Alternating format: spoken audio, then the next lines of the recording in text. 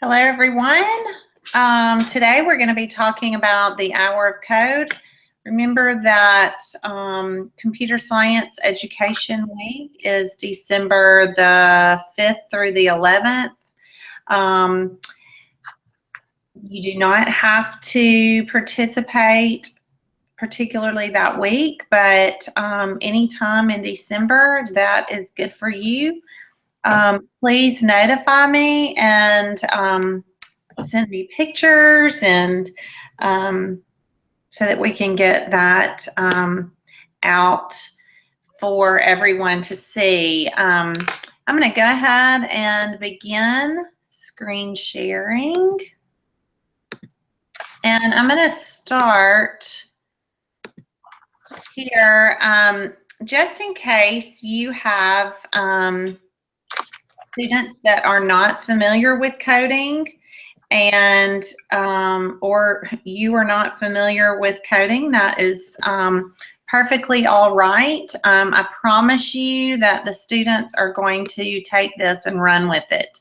But if you would like to give them a little introduction, you can just search coding. But BrainPop has a great computer programming video that is free. So even if you don't have a BrainPop subscription, you can take advantage of this.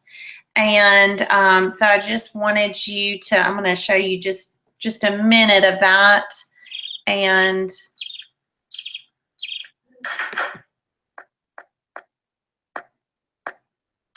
Dad, have you been standing here all night?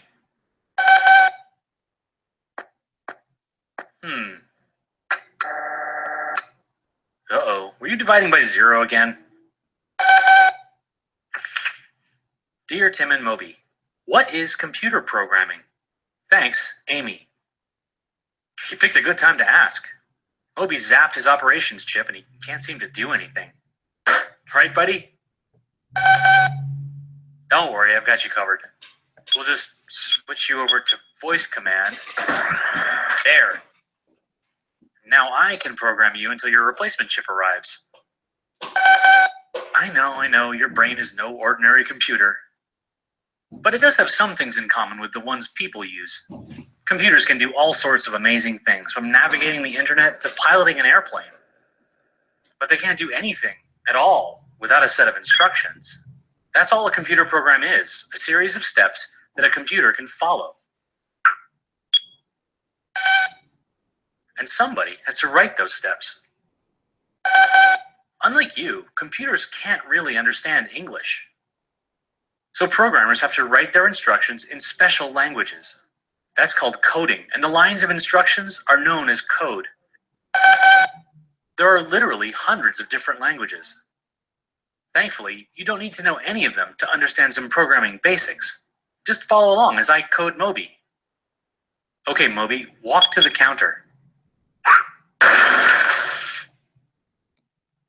All right, sorry about that. I have to remember that programs need to be really specific. Okay, I'm going to stop right there. But again, this would be a great introduction for your students, and they do have some activities here.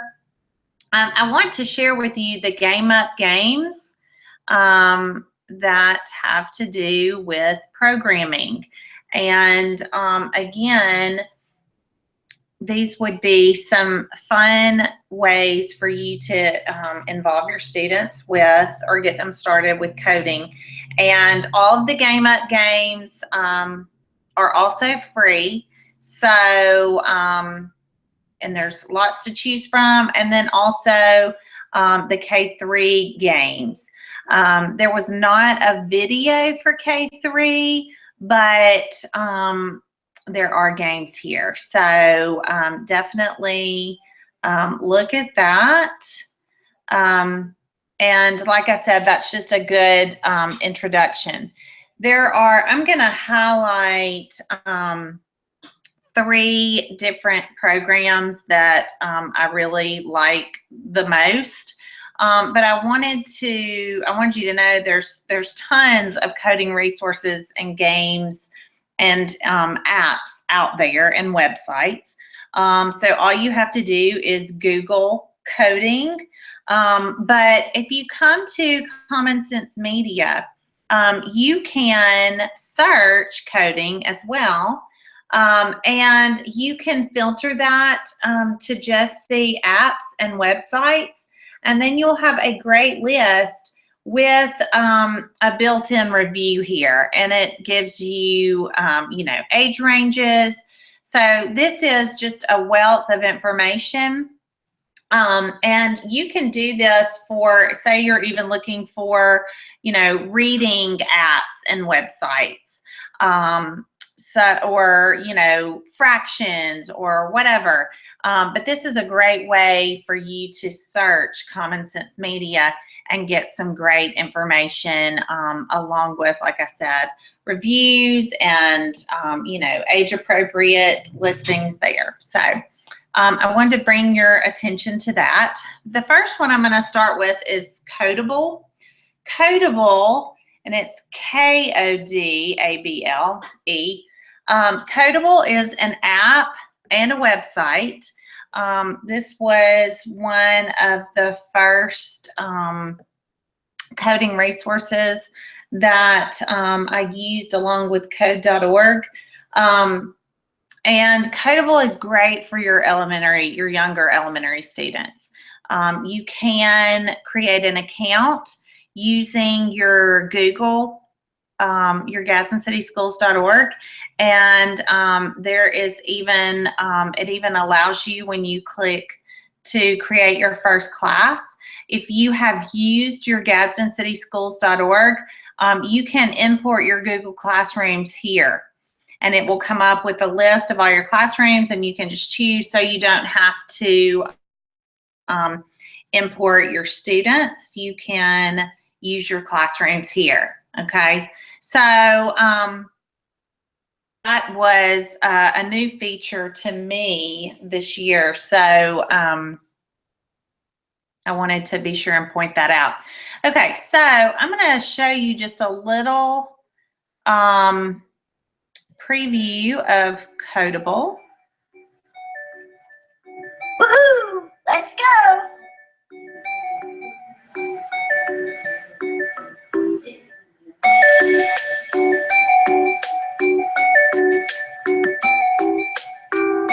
Yeah! Woohoo!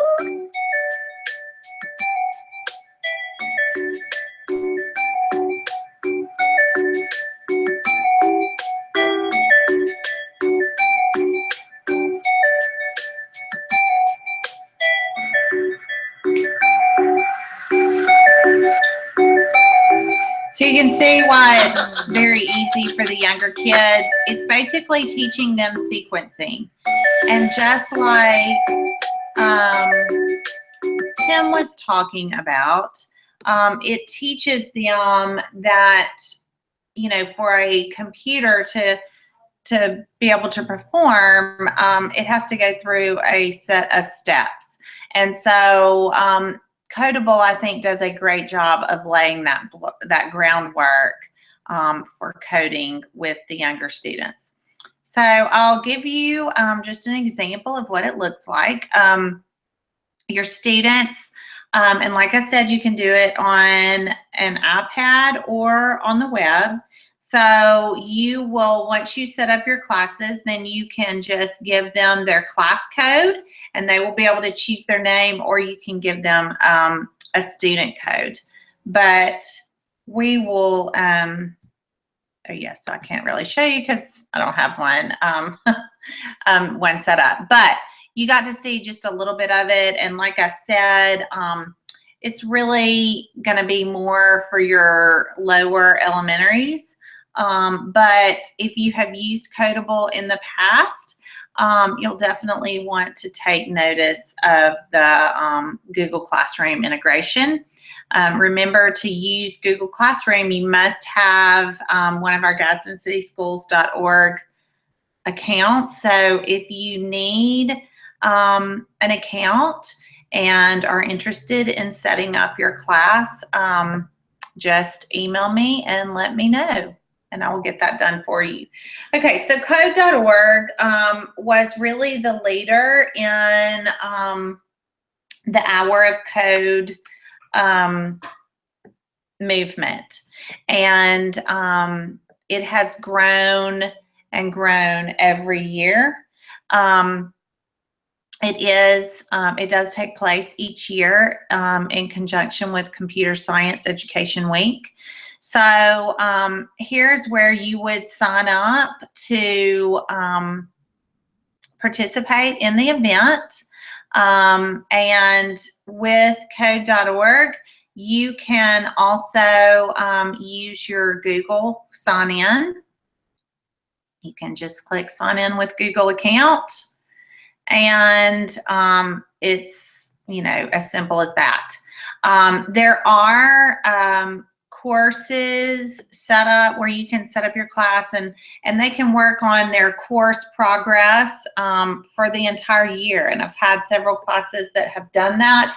But I do want to call your attention to this alert that they have, that progress in the classes December 3rd through the 11th will not be saved or reported for student progress. So, you know, I don't want you to set your students up in a course and, you know, they will work diligently, I promise you, and they will lose all of that, all of their progression through the course. So you need to, and in the past, I have, in the last couple of years, as this has grown, we have created student accounts and let them work in their courses. So this year is not going to be the year that you're going to want to do that.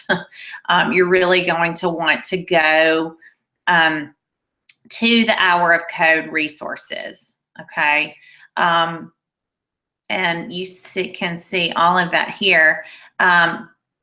Let's go to the Hour of Code, and I want to show you some of the choices because they always try to come out with kind of the latest characters. Last year was the Minecraft and the Star Wars. I think the year before that was the Frozen. So you have different choices here that they can choose from. So you might scroll through there. This was, you know, some of the very first coding when they began, in the Flappy game when they began the Hour of Code. So it has grown exponentially each year. So you may want to look through here. You may want to let them make their own choice. We'll look at the Star Wars really quickly, just to let you get an idea. It is a wonderful resource because it gives them a video at the beginning. They also have some inspirational videos here with a lot of celebrities, reinforcing the importance of coding and computer programming. But I'm going to show you what it's going to look like once you get started, so that you don't have to be afraid if you don't know how to code.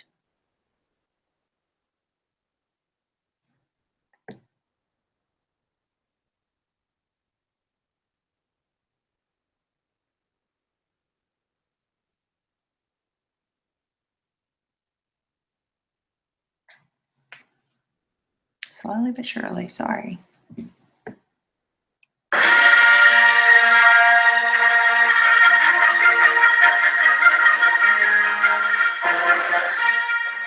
Hi, I'm Kathleen Kennedy, and I'm the producer of Star Wars: The Force Awakens. Today, you'll be working with one of our stars, BB-8. BB-8 is a spherical droid. Everything he does and every movement he makes is controlled by computer software.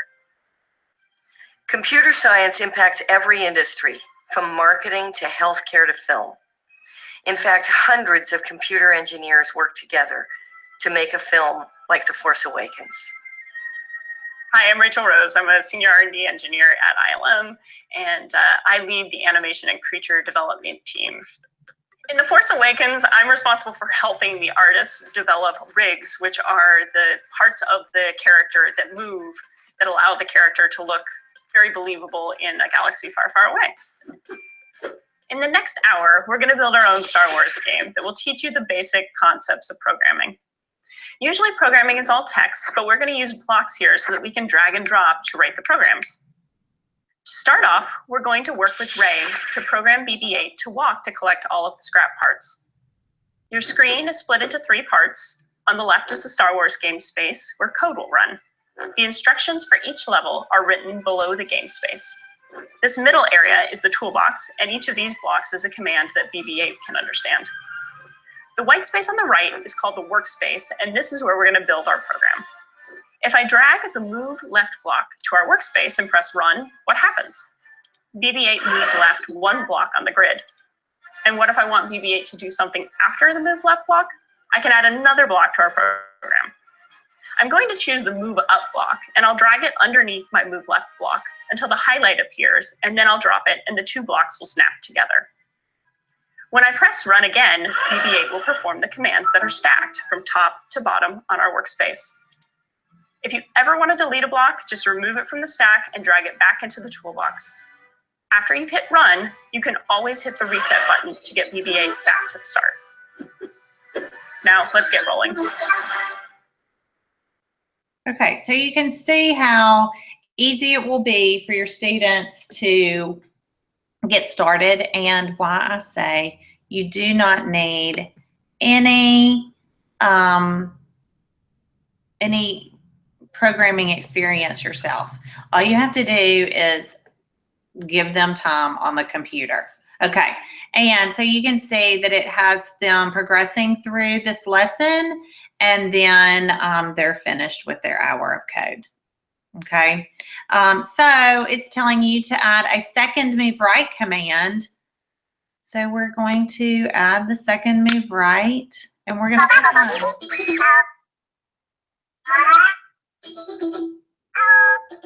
okay, and you can see they can show their code, and that's how it would look, and that's how it looked more when we were seeing the examples in our BrainPop video. Okay, so you can see they're progressing to the second level of the course. We need more scrap metal. Can you get metal in? Can you get all the metal in this area? Okay, so look, when they start, they're going to move right 1 block. Then what are they going to need to do? They're going to need to move. They're going to be here. So they're going to need to move down, correct? And then they're going to be here, and they're going to move left. Okay, so we need to, and it's going to tell you we're going to need to move right 2 times. Remember, we did that before. And we're probably going to need to move down 2 times, right? So let's see. So you can see how they can continue. We can reset it, and then we can hit run. Okay. And it progresses them on to the 3rd game. Okay. So that is code.org. Remember, there are several different games that they can choose from, but that was just an example of the Star Wars. Also, if you have younger students, or if you have students that, or you don't have enough iPads or enough computers, or if you just want to do a unplugged lesson to get started with coding, there are great examples of that. And this one is just using cups and stacking. And it gives you an entire lesson plan and all of your materials that you'll need. Some great vocabulary terms here. But it tells you, it will take you right through the lesson. They also have different adjustments according to your grade level. Again, that is if you want some unplugged lesson plans. All of these resources do have unplugged activities. So be sure and check that out. And you could even just Google coding unplugged activities and it's going to give you a list. Another resource that I want to share with you is Tinker.